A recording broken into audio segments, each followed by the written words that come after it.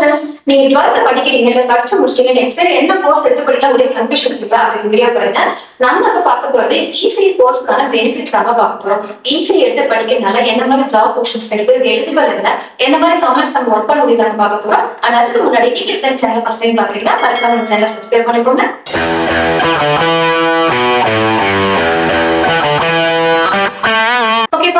ஈஸினா என்ன ஈஸி அப்படிங்கிறது electronics and communication சொல்லுவாங்க. இந்த கோர்ஸ் பார்த்தீங்கன்னா ஒரு யூஜி கோர்ஸ் தான். இந்த கோர்ஸ் படிக்கணும் அப்படின்னா 4 வருஷம் ஆகும் கிராஜுவேஷன். அண்ட் இந்த கோர்ஸ்ல 8 செமஸ்டர் இருக்கும். நமக்கு 2 செமஸ்டர் நம்ம கிளியர் பண்ற மாதிரி இருக்கும். இந்த கோர்ஸ் எடுத்து படிக்கிறதுக்கு என்ன எலிஜிபிள் அப்படின்னு பார்த்தோம்னா நீங்க 12th 45% மார்க்ஸ் எடுத்துருக்கணும். முக்கியமா உங்க சப்ஜெக்ட்ல பிசிக்ஸ் கெமிஸ்ட்ரி மேத்ஸ் கிளியர் பண்ணிருக்கணும். இதே நீங்க 10th or 12th டிப்ளமோ முடிச்சிருக்கீங்க அப்படின்னா நீங்க டைரக்டாவே செகண்ட் இயர் எலக்ட்ரானிக்ஸ் ஜாயின் பண்ணி படிக்க முடியுது. ஃபர்ஸ்ட் நம்ம எலக்ட்ரானிக்ஸ் கம்யூனிகேஷன்ல என்னன்னு பார்ப்போம். எலக்ட்ரானிக்ஸ் அப்படிங்கிறது நம்ம ரெகுலர் லைஃப்ல யூஸ் பண்ணக்கூடிய மொபைல்ஸ், லேப்டாப், டிவின்னு சொல்லிட்டு அந்த அப்ளைன்ஸ் பத்தின சர்க்யூட்ஸ், காம்பனன்ட்ஸ் இதெல்லாம் படிக்க போறோம். ஸோ இதை பத்தி டீப்பா நாலேஜ் சொல்லி கொடுப்பாங்க. நம்ம யூஸ் பண்ற எல்லா லேப்டாப்ஸ், டிவிஸ்லயும் பாத்தீங்கன்னா மதர் போர்டு இருக்கும். அந்த மதர் போர்டுல பாத்தீங்கன்னா ரெசிஸ்டன்ட் இருக்கும், கெப்பாசிட்டர், ஆம்பிளிஃபையர் சொல்லி நிறைய டிவைசஸ் இருக்கும்.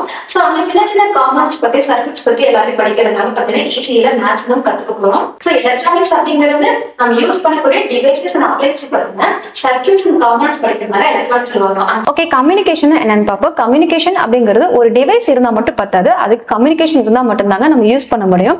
சொல்ல போனா சிக்னல் கிடைச்சா மட்டும் தாங்க யூஸ் பண்ண முடியும். சோ இந்த சிக்னல்ஸ் எந்த மாதிரி இருக்குன்னா ஒன்னு வயர் சிக்னல் இருக்கும், இன்னொரு வயர்லெஸ் சிக்னலா இருக்கும்.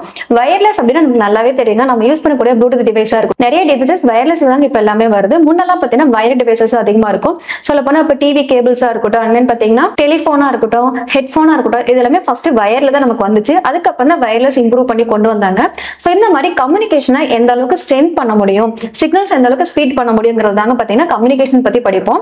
சோ இந்த மாதிரி எலக்ட்ரானிக்ஸையும் கம்யூனிகேஷனும் மிங்கிள் பண்ண ஒரு கோர்ஸ் தாங்க எலக்ட்ரானிக்ஸ் அண்ட் கம்யூனிகேஷன் சொல்லுவோம். சோ இந்த பாத்தீங்கன்னா நிறைய செக்டர்ஸ் நம்ம யூஸ் பண்ண ஆரம்பிச்சிட்டாங்க.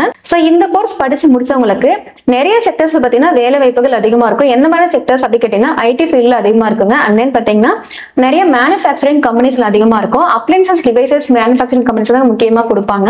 சோ எந்த மாதிரி ஜாப் பொசிஷன்ஸ்லாம் நம்ம போலாம் அப்படின்னா குவாலிட்டி செக்கிங் போலாங்க, ஒரு நெட்வொர்க் டிசைனரா போக முடியும், எலக்ட்ரானிக்ஸ் இன்ஜினியரிங் போக முடியும், அண்ட் டெலிகம்யூனிகேஷன் இன்ஜினியரா போக முடியும், அண்ட் முக்கியமா ஐடி சாஃப்ட்வேர் போக முடியும். அண்ட் இதுலயே பாத்தீங்கன்னா 2 ஃபீல்டு சொல்லுவாங்க. ஒன்னு கோர் கம்பெனிஸ், இன்னொன்னு ஐடி கம்பெனிஸ். ஐடி கம்பெனிஸ் எப்பவும் போல பாத்தீங்கன்னா இன்ஃபோசிஸ், விப்ரோ, டிசிஎஸ் மாதிரி கம்பெனிஸ் போவாங்க. கோர் கம்பெனிஸ் அப்படின்னா மேனுஃபேக்சரிங் கம்பெனிஸ். முக்கியமா பாத்தீங்கன்னா இப்ப மொபைல் மேனுஃபேக்சரிங், அப்ளைன்ஸ் மேனுஃபேக்சரிங் சொல்லப்பட இப்ப எல்ஜி, சாம்சங், மோட்டோரோலா, ஏர்டெல் இந்த மாதிரி மேனுஃபேக்சரிங் கம்பெனிஸ்ல ஒர்க் பண்ண முடியும். அதெல்லாம் பாத்தீங்கன்னா ரிலையன்ஸ், ஏர்டெல், இன்டெல், வோடாஃபோன் இந்த மாதிரி பாத்தீங்கன்னா சிக்னல் சம்பந்தமான கம்பெனிஸ்லயும் போக முடியும். சோ இந்த மாதிரி ஈஸி படிக்கிறவங்களுக்கு பாத்தீங்கன்னா ஜாப் ஆப்பர்ச்சுனிட்டிஸ் எப்பவுமே அதிகமாவே இருக்கும். சோ நீங்க 12th முடிச்சுட்டு ஈஸி எடுத்து படிக்க போறீங்களா? கண்டிப்பா நீங்க எடுத்து படிக்கலாங்க. உங்களுக்கான ஆப்பர்ச்சுனிட்டிஸ் எப்பவுமே இருக்குங்க.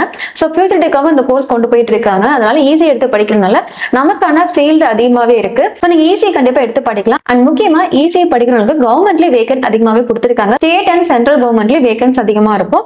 சோ யாரெல்லாம் ஈஸி எடுத்து படிக்க போறீங்களோ கண்டிப்பா நீங்க எடுத்து படிங்க. இல்ல உங்களுக்கு இது வரைக்கும் எந்த ஒரு கிளாரிபிகேஷன் இல்லாதவங்க கண்டிப்பா ஈஸி எடுத்து படிக்கலாங்க.